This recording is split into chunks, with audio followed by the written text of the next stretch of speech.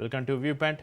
వర్షాకాలంలో నైరుతి పవనాలు సాధారణం కంటే తక్కువగా ఉంటాయని, ఎల్నినో ఏర్పడే అవకాశం ఉందని భారత వాతావరణ శాఖ ఐఎండీ అంచనా వేసిన నేపథ్యంలో జిల్లా స్థాయి అత్యవసర ప్రణాళికలను తక్షణమే అమలు చేయాలని కేంద్ర వ్యవసాయ మంత్రిత్వ శాఖ మంగళవారం కేంద్ర రాష్ట్ర ఏజెన్సీలను ఆదేశించింది. కృషి భవన్లో జరిగిన ఉన్నత స్థాయి సమావేశానికి అధ్యక్షత వహించిన కేంద్ర వ్యవసాయ శాఖ మంత్రి శివరాజ్ సింగ్ చౌహాన్ రైతులకు సకాలంలో సలహాలు ఇవ్వడం, కరువును తట్టుకునే స్వల్పకాలిక విత్తనాల లభ్యత, తేమ సంరక్షణ, జలాశయ నీటిని శాస్త్రీయంగా ఉపయోగించడం వంటి అంశాలను సన్నాహక చర్యల్లో ప్రాధాన్యం ఇవ్వాలని అన్నారు. ఇక అత్యవసర చర్యలు స్థానిక పరిస్థితుల ఆధారంగా అమలు చేయాలని, అవి కాగితాలకే పరిమితం కాకూడదని ఆయన అధికారులకు చెప్పారు.